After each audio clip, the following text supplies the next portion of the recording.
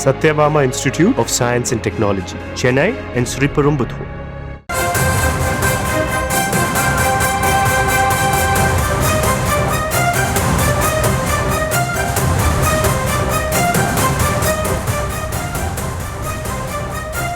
அண்மை செய்தியை பார்த்து வருகிறோம்.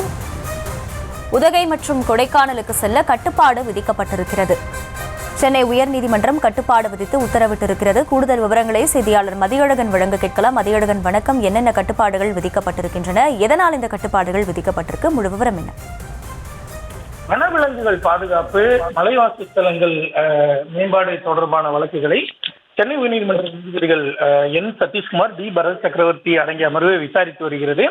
இந்த நிலையில் இன்றைய தினம் இது தொடர்பான வழக்கு சென்னை உயர்நீதிமன்றத்தில் விசாரணைக்கு வந்தது. அப்பொழுது ஏற்கனவே ஊட்டி மற்றும் கொடைக்கானலுக்கு, அதாவது நீலகிரி மற்றும் கொடைக்கானலுக்கு வாகனங்களினுடைய எண்ணிக்கையை கட்டுப்படுத்துவது தொடர்பாக கடந்த முறையே சென்னை உயர்நீதிமன்றம் பல்வேறு கேள்விகளை எழுப்பியிருந்த நிலையில் இன்றைய தினம் அதற்கு பல்வேறு கட்டுப்பாடுகளை விதித்து நீதிமன்றமே உத்தரவு பிறப்பித்திருக்கிறது. அதாவது ஊட்டிக்கு வார நாட்களில் 6000 சுற்றுலா வாகனங்களும் வார இறுதி நாட்களில் 8000 வாகனங்கள் மட்டுமே இயக்க வேண்டும் என்று நீதிமன்றம் தெரிவித்திருக்கிறது. அதே போல கொடைக்கானலை பொறுத்தவரை வார நாட்களில் 4000 வாகனங்களும் வார இறுதி நாட்களில் 6000 வாகனங்களுக்கு மட்டுமே அனுமதி அளிக்க வேண்டும் என்று சென்னை உயர்நீதிமன்றம் உத்தரவிட்டு இருக்கிறது.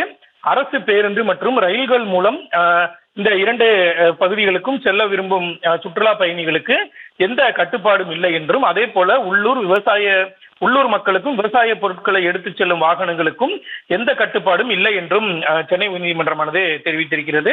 அதாவது ஏப்ரல் 1ஆம் தேதி முதல் ஜூன் மாதம் வரை இந்த உத்தரவு அமலில் இருக்க வேண்டும் என்றும், அதாவது இந்த கோடை விடுமுறை காலத்தில் அமலில் இருக்க வேண்டும் என்றும் நீதிபதிகள் தங்களது உத்தரவில் குறிப்பிட்டு இருக்கிறார்கள். மேலும் ஏப்ரல் 1ஆம் தேதி முதல் இந்த உத்தரவை அமல்படுத்தி 25ஆம் தேதி, அதாவது ஏப்ரல் 25ஆம் தேதி அறிக்கை தாக்கல் செய்ய வேண்டும் என்றும் நீதிபதிகள் உத்தரவை பிறப்பித்திருக்கிறார்கள்.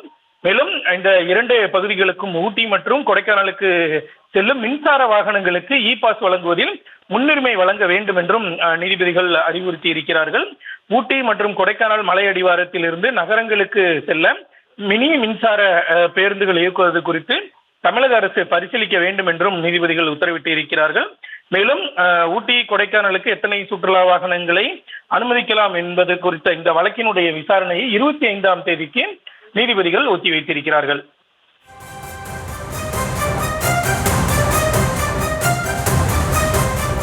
விவரங்களுக்கு நன்றி மதியழகன்.